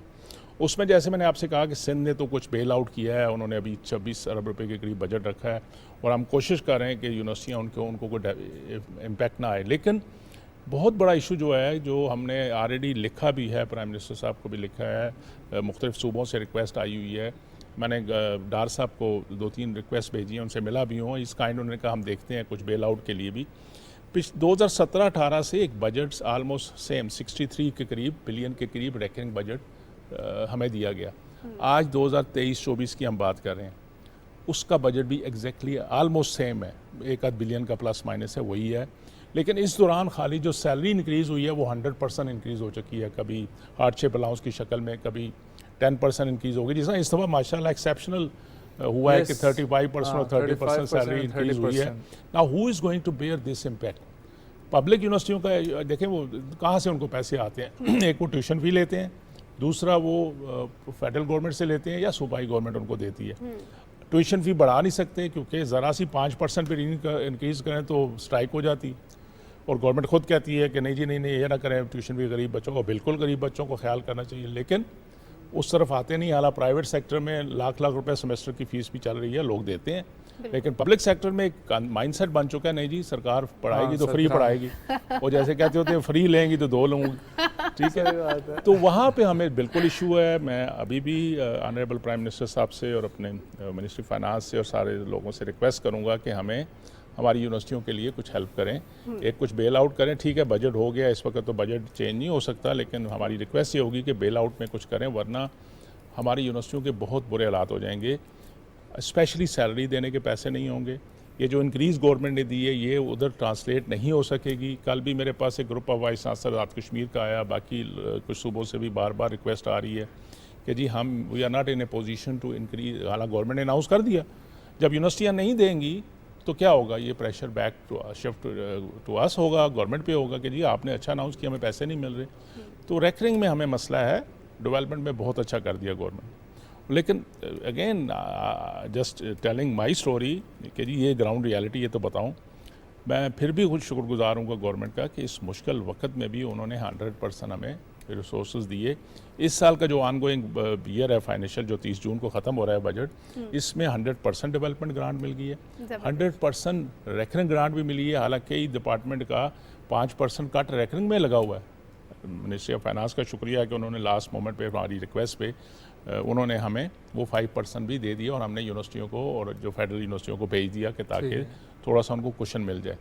लेकिन आने वाला साल डिफ़िकल्ट होगा। मेरी गुजारिश ही होगी ऑनरेबल मिनिस्टर फाइनेंस से भी कि सर कोई भी अगर तालीम के लिए कुछ सेविंग हो तो हमें बेल आउट कीजिए। यूनिवर्सिटियाँ हमारी पब्लिक यूनिवर्सिटियाँ खासकर 155 अदारे हैं हमारे पास जिनकी हमने ऑपरेशन एक्सपेंसेस पे करते हैं। They are in really difficult position. ये तो सर चैलेंजेस की बात थोड़ी डिटेल से होगी। सर अब जरा ये बताएं कि कुछ तो लैपटॉप मिलेंगे स्टूडेंट्स को, कितने मिलेंगे, कितने लोगों को? 1 लाख अल्हम्दुलिल्लाह, और इंशाल्लाह अगले हफ्ते पहला प्राइम मिनिस्टर साहब पहली इनागुरल एक्टिविटी करेंगे, इस्लामाबाद से शुरू करेंगे। वंडरफुल। इसके अलावा भी और भी अपॉर्चुनिटीज क्रिएट होंगी। स्कॉलरशिप्स का सर कुछ बताएं जी प्लीज। स्कॉलरशिप्स का सर नहीं, स्कॉलरशिप अल्हम्दुलिल्लाह हम होप लाइव रखे हुए हैं, स्कॉलरशिप हैं, और स्कॉलरशिप अनाउंस कर देंगे इस साल हम दोबारा पिछले रोक दिए गए थे क्योंकि हमें फाइनेंशियल थोड़े से स्टेबिलिटी नहीं थी, वो दोबारा अनाउंस होंगे। और सर इस वक्त HEC जॉइंट वेंचर्स में क्या काम कर रही है चाइना के साथ या और इंटरनेशनल? इस पे एक आपको पूरा प्रोग्राम रखना पड़ेगा, बहुत एक्टिविटीज़ हैं। मैं ज़रा इनके ये सवाल जवाब दे दूँ जिन्होंने कहा कि एक तो लैपटॉप ना सिर्फ ये कि इस फाइनेंशियल ईयर में इंशाल्लाह अगले 1.5-2 महीनों में 1 लाख लैपटॉप सारे टैलेंटेड बच्चों को, जो प्राइम मिनिस्टर साहब का विजन है, सारी यूनिवर्सिटियों को मिल जाएंगे, पब्लिक यूनिवर्सिटियों को लैपटॉप मिल जाएंगे और बहुत सब बेहतरीन किस्म का लैपटॉप जो स्टेट ऑफ द आर्ट इस वक्त है और अच्छी ब्रांड है उसका मिलेगा। पहली खेप जो आ रही है वो इंशाल्लाह अगले हफ्ते पहला एक्टिविटी हम लॉन्च करेंगे। यहाँ से जो टॉपर हैं उनसे शुरू करेंगे इंशाल्लाह, वहाँ से उनको देंगे। प्राइम मिनिस्टर साहब खुद इनागोरेट करेंगे इस एक्टिविटी को। फिर उनका प्रोग्राम है कि जितने भी हमारे हेडक्वार्टर्स हैं, प्रोविंशियल हेडक्वार्टर्स हैं, आज़ाद कश्मीर है, गिलगित बल्तिस्तान है, वहाँ पे प्राइम मिनिस्टर साहब खुद जाके लॉन्चिंग करवाएंगे लैपटॉप की और फिर उसके बाद हमारी यूनिवर्सिटी में वो एक्टिविटी करेंगे। तो प्रोग्राम यही है कि इंशाल्लाह end of July first week of August तक ये 100,000 लैपटॉप सबको मिल जाएँ। एक और जो खुशी की बात है कि अगले साल के बजट में भी 1 लाख लैपटॉप प्राइम मिनिस्टर साहब ने PM यूथ इनिशिएटिव के तहत रखे हैं, वो भी आ रहे हैं इंशाल्लाह। और ये एक अल्लाह करेगा एक कंटिन्यू प्रोसेस है, ताकि ये एक टूल है, अब ये एक लग्जरी नहीं है, ये एसेंशियल चीज़ हो गई है, एसेंशियल है इस पे बच्चों ने। और आप मुख्तलिफ प्रोग्राम कर रहे हैं, उसमें आपको नज़र आता होगा कि हमारी यूथ जो इस वक्त मार्केट के अंदर इतना अच्छे काम कर रही है, रिसोर्स जनरेशन कर रही है, अपनी लाइवलीहुड बना रहे हैं, वो इस तरह की फैसिलिटी जो गवर्नमेंट पाकिस्तान ने अपनी यूथ के लिए पिछले कई सालों से कर रही है, इस गवर्नमेंट ने भी किया है माशाल्लाह। और उसकी वजह से बच्चे हमारे एम्पावर हो रहे हैं कि वो मार्केट के अंदर ना सिर्फ ये कि अपने आप को संभाल सकें, बल्कि 20 और जॉब्स क्रिएट कर रहे हैं और लोगों को एक्साइट कर रहे हैं। तो ये बहुत से अच्छे इनिशिएटिव हैं जिस पे आपको एक पूरा प्रोग्राम मेरे साथ करना पड़ेगा। और आपने जो कहा कोलैबोरेशन, दुनिया जहाँ की मुख्तलिफ ना सिर्फ मुल्क बल्कि बड़ी बड़ी ऑर्गेनाइजेशन हमारे साथ कोलैबोरेशन कर रही हैं। आपने चाइना की बात की, जर्मनी की बात की, US की बात करें, फ्रांस है, हर मुल्क हमारे साथ कोलैबोरेशन करना चाहता है और कर रहा है। ना सिर्फ ये बल्कि अपने सार्क कंट्री के ममालिक जो है वो भी हमारे साथ मिलकर काम करना चाहते हैं। कोई स्पेसिफिक एरिया ऑफ एक्सपर्टीज उनको चाहिए जिसमें जो गैप है, जिसमें पाकिस्तानी स्टूडेंट्स ज़्यादा से ज़्यादा एंगेज? देखिए इस वक्त तो सबसे ज़्यादा टेक्नोलॉजी में, स्किल बेस्ड एजुकेशन और IT का जो इस वक्त है उसमें बहुत ज़्यादा लोग चाहिए। चंद माह पहले हमने जापानीज बिजनेसमैन को बुलाया था IT के, तो दे सेड कि हमें तकरीबन 8 लाख के करीब IT ग्रेजुएट इंजीनियर चाहिए, and they said we will love to have by 2030 तक। इंटरेस्टिंग। और उन्होंने मुझे कहा कि जी हमें पाकिस्तानी IT इंजीनियर बहुत अच्छे से बेहतरीन काम करते हैं, we love to have them. थोड़ी सी हम उसकी थोड़ी बूट कैंप वगैरह लगा के ना उनको उस लेवल पे ले आएँ, तो वो सारी ना सिर्फ एक मुल्क की बात नहीं कर रहा, बहुत से और मुल्क हैं। एक जो सबसे बड़ा इशू आपको ही पता है कि यूरोपियन कंट्री में उनकी पॉपुलेशन ग्रोथ रेट माइनस में बड़े अरसे से। अब आने वाले दिनों पे उनके इंडस्ट्री के लिए मैन पावर नहीं है उनके पास अब। तो आजकल हम उनसे नेगोशिएट कर रहे हैं और उसके बेस पे अपने यहाँ पे यूनिवर्सिटीज़ के साथ डॉवटेल करके उनको कहा है जी कि आप हमें बताएं, आप अपने रिक्वायरमेंट बताएं, हम अपनी यूथ को ट्रेन करते हैं, आपके के लिए बनाते हैं उस लेवल का जो आपकी एक्सपेक्ट हो। और विन विन सिचुएशन है ना कि this will help you to work in your industry and will help Pakistan also in our society. So ये वेरी गुड इनिशिएटिव्स हैं इंशाल्लाह। उस पे काम ऐसा टॉपिक है कि ये चलता रहे तो चलता रहता है, लेकिन आपने जिस तरीके से इनिशिएटिव्स पे कहा तो हमें ज़रूर प्रोग्राम करने की ज़रूरत है। हम करेंगे भी प्रोग्राम, लेकिन thank you so much for coming. बहुत अच्छे तरीके से हम लोगों ने आज ये भी समझा कि बजट की क्या एजुकेशन में इम्पोर्टेंस है और किन किन जगहों पर वो बजट एलोकेट होगा और क्या क्या चीज़ें चल रही हैं। एक ब्रेक शामिल करते हैं, ब्रेक से वापस आएंगे, कंटिन्यू करेंगे प्रोग्राम को हमारे साथ।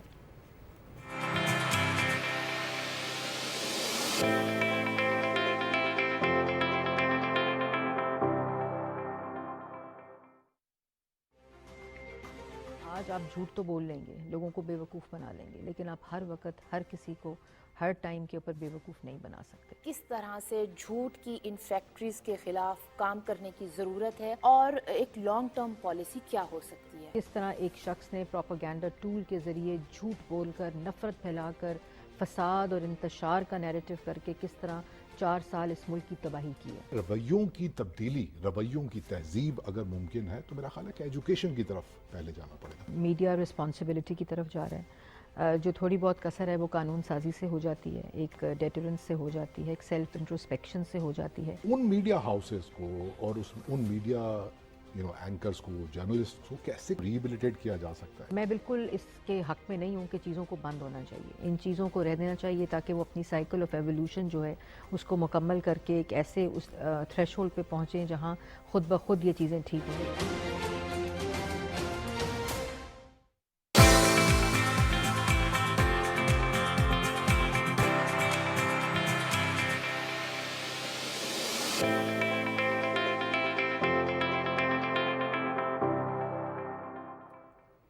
तालीम की बात हो गई, अब कुछ बात हो जाए खेलों के हवाले से। वैसे तो बहुत से खेलों का जिक्र करते हैं हम, लेकिन आज बात करेंगे बॉक्सिंग के बारे में। बॉक्सिंग दुनिया भर में पाकिस्तानी बॉक्सर्स मुल्क का नाम रोशन कर रहे हैं। इस टैलेंट को मज़ीद निखारने के लिए बहुत से ऐसे लोग हैं जो सरगर्म अमल हैं और बॉक्सिंग को प्रमोट करने, नौजवानों को सिखाने का बीड़ा उठाया है एक ऐसी शख्सियत ने जिनसे आपकी मुलाकात अभी करवाने वाले हैं हम।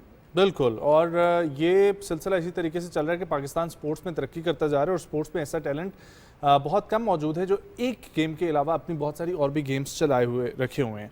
तो जुल्फ़िकार अहमद से आपकी मुलाकात करवाएंगे जो ना सिर्फ बॉक्सिंग बल्कि दीगर खेलों के फ़रोग़ के लिए भी काम कर रहे हैं और हमें वो ज्वाइन कर रहे हैं वीडियो लिंक के ज़रिए। हमारे साथ मौजूद हैं जुल्फ़िकार अहमद। अस्सलाम वालेकुम Zulfiqar, thank you for joining. कैसे हैं आप? और साथ ही ये बताइएगा कि ये एक्टिविटीज़ का आपने आगाज़ कैसे किया और ख़ुद आपकी क्या स्टोरी है स्पोर्ट्स से रिलेटेड?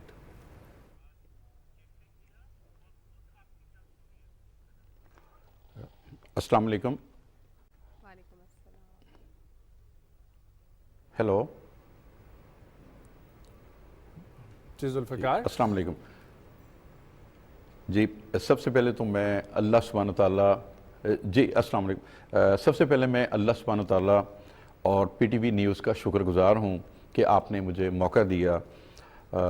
बॉक्सिंग या दूसरी खेलों की एक्टिविटीज़ ये बचपन से ही मेरे साथ चल रही है। मेरा ताल्लुक़ मुज़फ़्फ़राबाद के एक छोटे से गांव दुबीसी से है और वहाँ पर उस दौर में चूँकि मेरे वालिद साहब पुलिस में ऑफिसर थे और स्पोर्ट्स उन्हें बहुत पसंद थी और बॉक्सिंग उनका पैशन था, तो हमारे गांव में ना बिजली थी ना पानी था, कोई चीज़ अवेलेबल नहीं थी, इवन के ब्रिज भी नहीं था और स्कूल तो मीलों के फासले पर थे। तो उन्होंने फ़ैसला किया कि हम आपको लाहौर शिफ्ट करें और उस वक्त कश्मीर से लाहौर आना भी ऐसे ही था कि जैसे आजकल हम पाकिस्तान से दुबई या किसी और कंट्री के लिए ट्रैवल करें।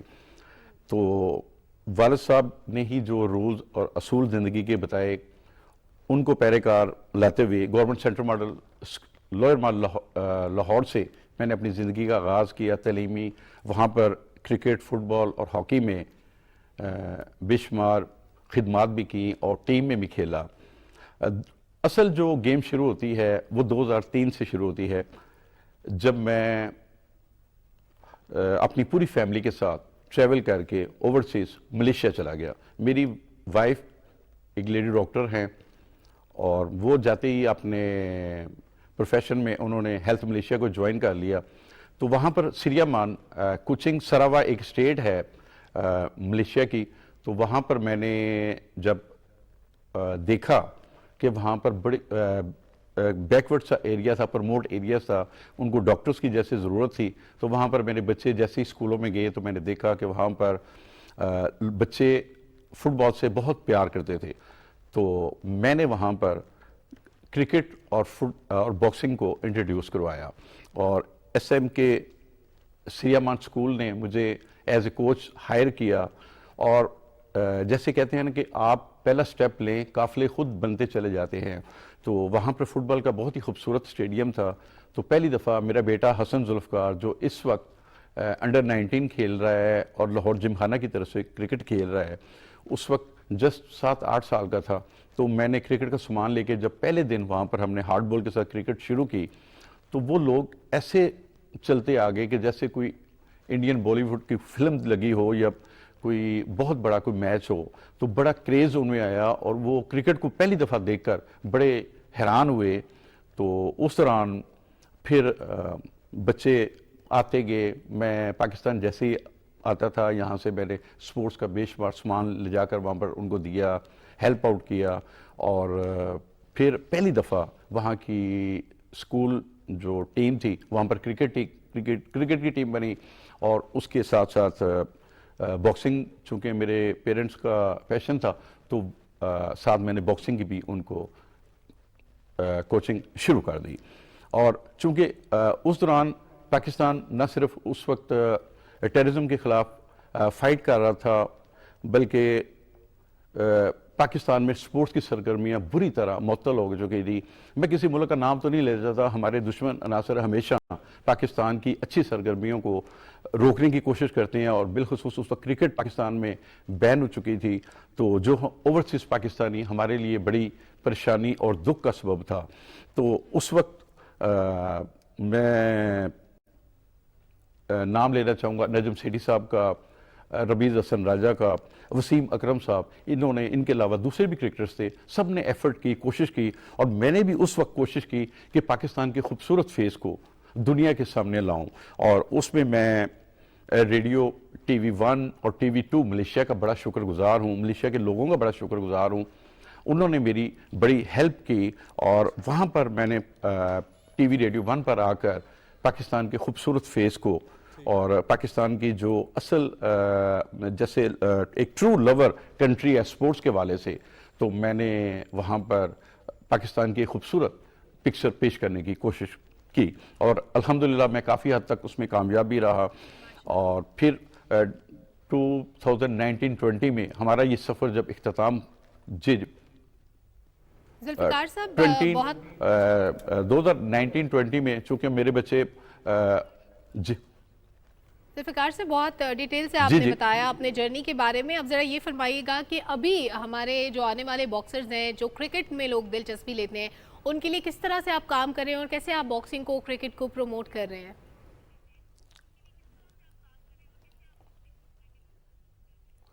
जी, बड़ा अच्छा क्वेश्चन आपने रेज़ किया मैडम। सबसे पहले तो मैं वज़ीर-ए-आज़म पाकिस्तान मियां मोहम्मद शहबाज शरीफ साहब का शुक्रगुजार हूँ कि उन्होंने डिपार्टमेंटल क्रिकेट और स्पोर्ट्स को दोबारा बहाल किया। बेसिक जो पाकिस्तान में किसी भी फील्ड में आप चले जाएं, टैलेंट की कोई कमी नहीं है, लेकिन बदकिस्मती से फाइनेंशियली तौर पे हमें बड़ी प्रॉब्लम्स हैं। और चूँकि मेरा ताल्लुक मुजफ्फराबाद आज़ाद कश्मीर से है, तो मैंने अपने ही शहर को चूज़ किया है, और मैंने वहाँ पर 2 क्रिकेट क्लब शुरू किए हैं। इसके अलावा मेरा देश मेरे लोग के हवाले से एक NGO को भी शुरू किया है, ताकि हम जो बच्चे हैं, और बिलखसूस मैं लेडीज़ बच्चियों के लिए भी, क्योंकि लेडीज़ भी हमारी सोसाइटी का बड़ा अहम रोल और बहुत बड़ा हिस्सा हैं, और पाकिस्तान की कामयाबी में, तरक्की में औरतों का भी बेहद हाथ है। तो मैं वहाँ पर इंशाअल्लाह ताला ये अब प्रोग्राम शुरू किया कि वहाँ पर हम क्रिकेट, इसके अलावा बॉक्सिंग में भी और दूसरी स्पोर्ट्स की सरगर्मी में पूरी तौर पर, जहाँ तक अल्लाह ताला ने आज मुझे इस काबिल किया है, मेरी फैमिली को इस काबिल किया है। मेरी मिसेस बड़ी कोऑपरेटिव हैं, ONG स्पेशलिस्ट हैं, वो भी मुझे फाइनेंशियल तौर पर सपोर्ट करती हैं, और मेरे खुद चूँकि मेरा स्टेट्स का कोई बिज़नेस भी है, तो मैं खुद अपने तौर पर इंशाअल्लाह ताला अब स्पोर्ट्स के लिए आज़ाद कश्मीर को सिलेक्ट करके मुजफ्फराबाद में नया टैलेंट लाने की कोशिश करूंगा। जैसे हम देखते हैं कि वहाँ पर KPL 1-2 हुआ है। मैं किसी को क्रिटिसाइज़ तो नहीं करना चाहता मैडम, लेकिन मैंने देखा है कि हमारे जो गांव के लोग, छोटे छोटे हम लोग होते हैं, हमारे बड़े बड़े ख्वाब होते हैं, लेकिन जब उन्हें कोई प्लेटफॉर्म दिया जाता है, तो वहाँ पर जो मैनेजमेंट है, और आप पूरे पाकिस्तान इस वक्त मुझे सुन रहा होगा कि हमारी जो मेरिट या सिलेक्शन का तरीक़ाकार है, उस पर बहुत सवाल रेज होते हैं। वरना पाकिस्तान ने जैसे शाहिद खान अफरीदी जैसे, शहनशाह अफरीदी, बाबर आजम और बड़े बड़े प्लेयर दिए हैं, जंगीर खान जैसे, हुसैन शाह बॉक्सर जैसे बड़े बड़े टैलेंट सामने आए हैं। टैलेंट की कोई कमी नहीं है, असल चीज़ है कि इनको पिक किया जाए, और एक अच्छा ईमानदार आदमी हो जो ऑन दी सेम डे जब सिलेक्शन हो तो मेरिट पर सिलेक्शन करे। शायद मेरी ये बात किसी को अच्छी ना लगे, लेकिन जो हमारा सिलेक्शन सिस्टम है वो कोई इतना अच्छा नहीं है। ठीक है, ठीक है। बहुत बहुत शुक्रिया जुल्फ़िकार, आपके वक्त के लिए। बहुत अच्छा लगा आपसे बात करके, और आपकी तरफ से तजर्बा आ गई हैं, आप बहुत अच्छा काम कर रहे हैं, इसको जारी और सारी रखें। इंशाल्लाह ये इसी तरीके से आगे बढ़ता रहेगा पाकिस्तान। एक ब्रेक, वापस आएंगे, कंटिन्यू करेंगे प्रोग्राम को, हमारे साथ रहें।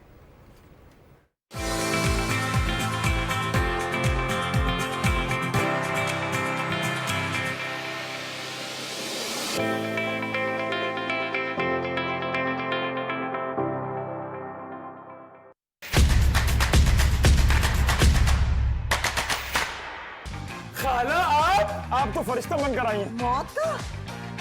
वैसे आप अंदर कैसे आ गई? मैं यहाँ कमेटियाँ डालने के लिए आई हूँ। वो सीधे मुंह बात नहीं करती। क्या मेरे गम में उसका मुंह टेढ़ा हो गया खाला?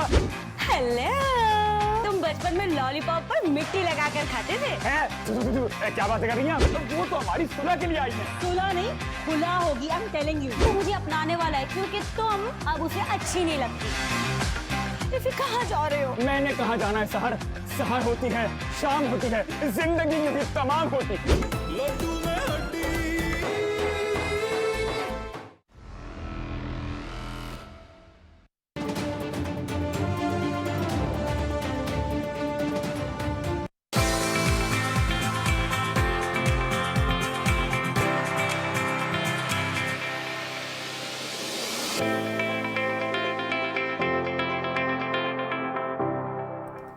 वेलकम बैक नाजरीन। बहुत इंपॉर्टेंट टॉपिक, हमारा सबसे अहम सेगमेंट सोशल मीडिया पे गुस्ताखाना मवाद की तशहीर से मुतालिक हम लोग डेली बात करते हैं, उसके कानूनी पहलुओं का भी जायज़ा लेते हैं और सोशल मीडिया को किस तरह से हमने काउंटर करना है, अपना काउंटर नैरेटिव कैसे बनाना है ऐसे मवाद के ख़िलाफ़, उस पर भी डिस्कशन जारी रहती है। तो आज भी उन्हीं पहलुओं का असर नौ जायज़ा लेंगे कि वो कौन से अवामिल हैं जो इन सारे मामलात का बायस बनते हैं और कैसे हम लोग काउंटर कर सकते हैं ऐसे मवाद को जो सोशल मीडिया पे गुस्ताखाना मवाद के ज़ुमरे में आता है। बिल्कुल, और इसी पर बात करने के लिए हमें ज्वाइन करें मज़हबी स्कॉलर जनाब अल्लामा मोहम्मद इकबाल कादरी साहब। अस्सलाम वालेकुम अल्लामा साहब, खैरियत से हैं आप? अस्सलाम वरहमतुल्लाह। तबीयत ठीक है आपकी? अल्लामा साहब ये फरमाइएगा कि ये जो इस वक्त सोशल मीडिया के ऊपर हो रहा है और इतनी गलाजत जो मौजूद है और कई इसमें ऐसे लोग हैं जिनके ऊपर साइबर क्राइम काम कर रहा है, बहुत सारे लोग पकड़े गए हैं, उनके ऊपर मुकदमात चल रहे हैं, ये जहनीत बनती क्यों है?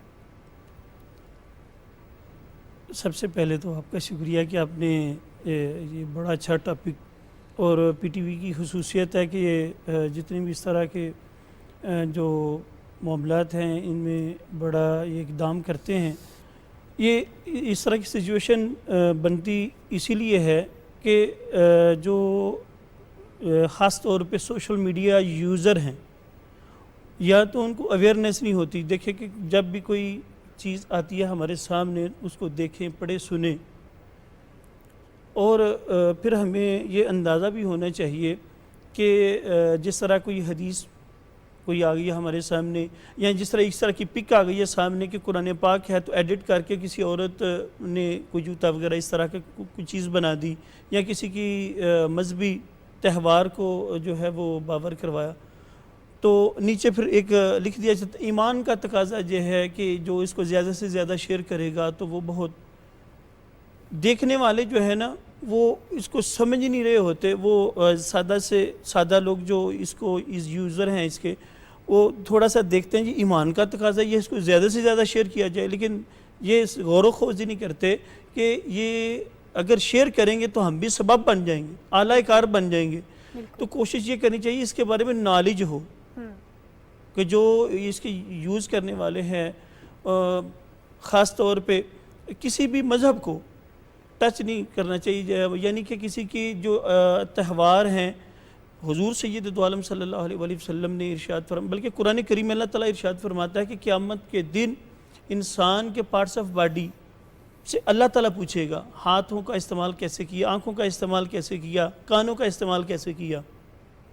तो जब ये अवेयरनेस होगी, खौफ इलाही होगा, तो हर बंदा जो है ना वो इससे डरेगा कि हम जो हैं इससे डरें, ताकि अल्लाह ताला और उसके रसूल करीम सल्लल्लाहु अलैहि वसल्लम की नाफरमानी ना हो, और दूसरा बगैर तहकीक के कोई भी कंटेंट आगे शेयर ना करें। ठीक, अल्लामा साहब, सोशल मीडिया पे जो मवाद पहले से मौजूद है उसके बारे में आपने कहा कि उसको शेयर नहीं करना चाहिए, लेकिन वो नौजवान नस्ल जो गुमराह हो रही है या ऐसे चंद नौजवान जो किसी का आलाकार बन चुके हैं, उनको कैसे राह रास्त पे लाया जाए, उनको ये रियलाइज़ करवाया जाए कि जो वो कर रहे हैं ना माशरे के लिए ना हमारे मज़हब के लिए किसी भी तरह से फ़ायदेमंद हो सकता है।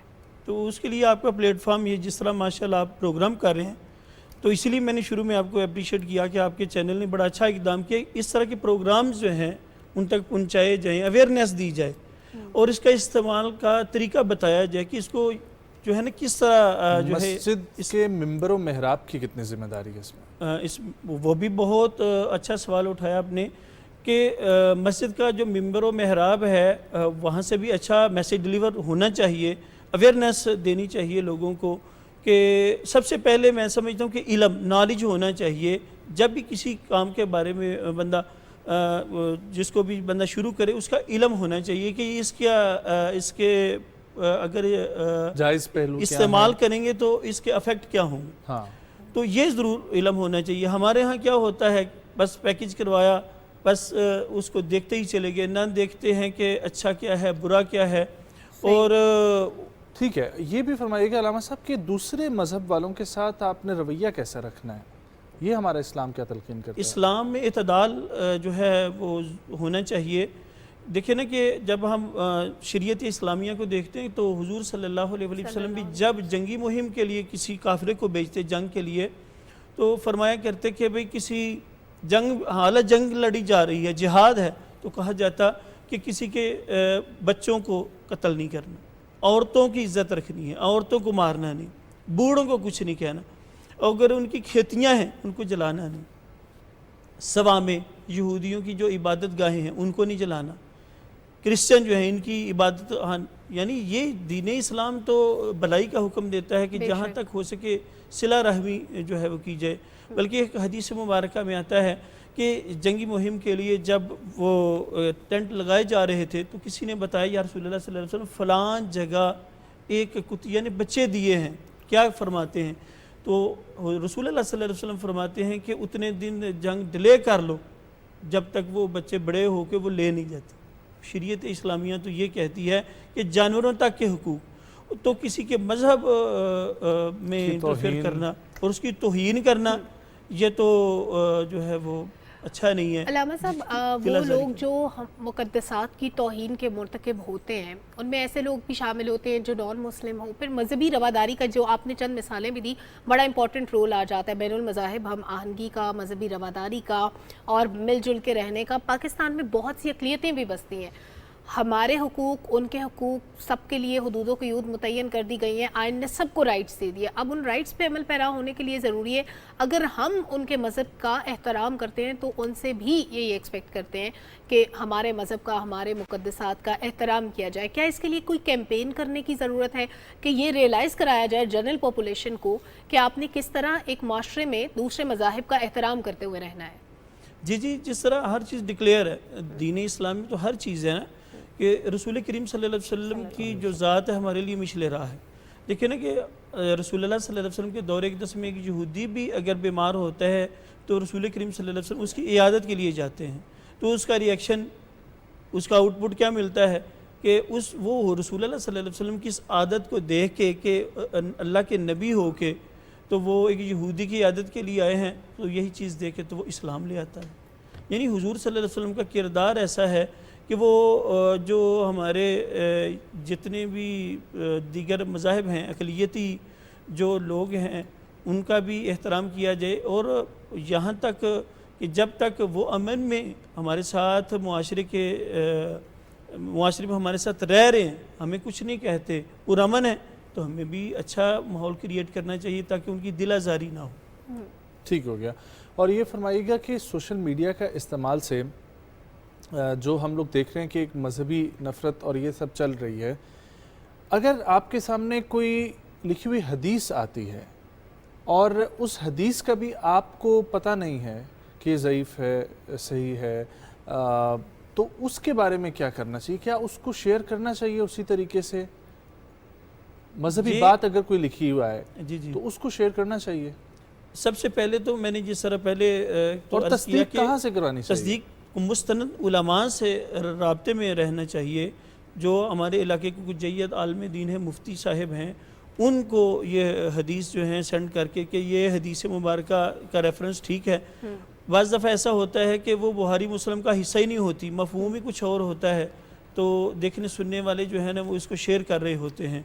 फॉर एग्ज़ाम्पल, जो सबसे पहले रमज़ान की खुशखबरी देगा अल्लाह ताला उस पर जन्नत वाजिब कर देता है, तो खुशखबरी देने से, छोटे से काम से जन्नत वाजिब, हुकूकुल इबाद कहेंगे दीगर चीज़ें कहाँ गई, तो लिहाजा इसकी तहकीक के बगैर जो है इस लिटरेचर को शेयर नहीं करना चाहिए। एक जेनेरिक सवाल के बहुत से मामलात ऐसे होते हैं जिनके बारे में हम बड़ी समझबूझ रखते हैं, हम इकोनॉमिस्ट बन जाते हैं, इंजीनियर, डॉक्टर बन जाते हैं, मुसलमान होने के बावजूद किसी भी चीज़ की तस्दीक के लिए हमें उलमाए कराम का सहारा हर सूरत लेना पड़ता है, हम अपने दीन का इल्म नहीं रखते।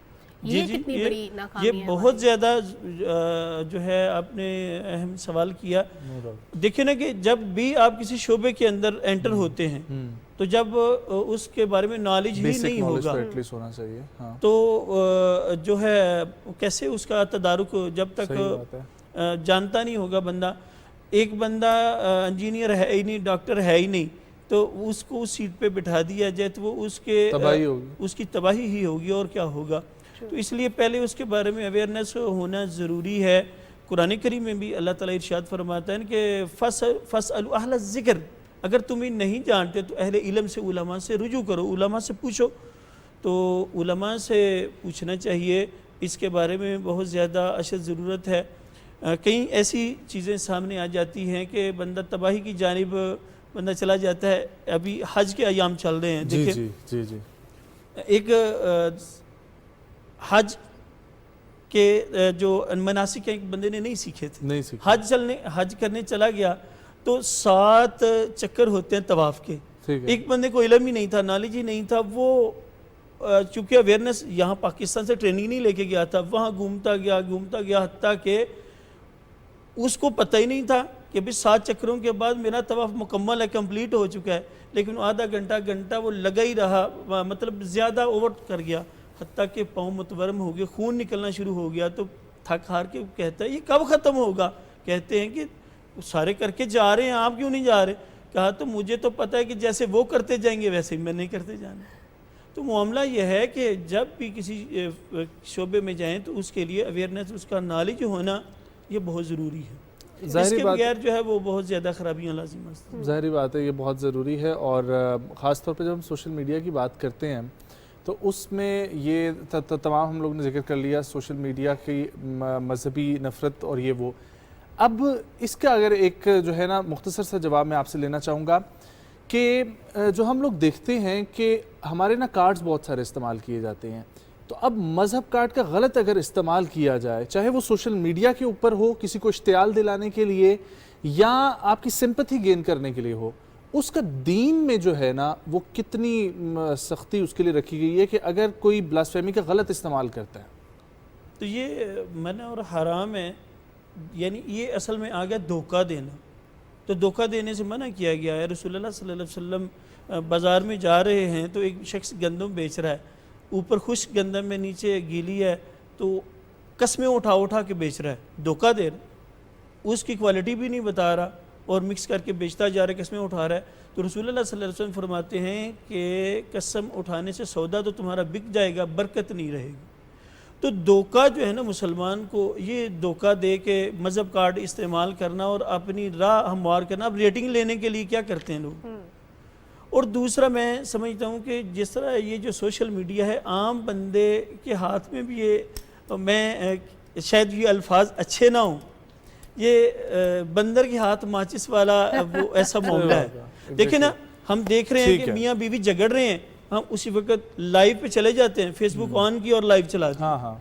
अब ये किसी का पर्सनल इशू है, तो उसको उसी वक्त मीडिया पे रेटिंग के लिए ले लेना और इस तरह जो ये चीज़ें हैं ये इनके लिए अवेयरनेस होनी चाहिए। बहुत बहुत शुक्रिया जनाब अल्लामा साहब आपके वक्त के लिए। ख़वातीन और हज़रात, तमाम तर मौज़ूआत आप लोगों ने सुने, उम्मीद करता हूँ आप लोगों को प्रोग्राम पसंद आया होगा। पसंद आया तो ज़रूर फीडबैक अपना शेयर करें। तमाम सोशल हैंडल्स पे प्रोग्राम आप लोग देख भी सकते हैं। मुझे सलमा को, सुबह पाकिस्तान की टीम को दीजिए इजाज़त। इंशाल्लाह आप लोगों से मुलाकात होगी मंडे को। बहुत सारा ख्याल रखें और इन्जॉय करें वीकेंड को। अल्लाह हाफ़िज़।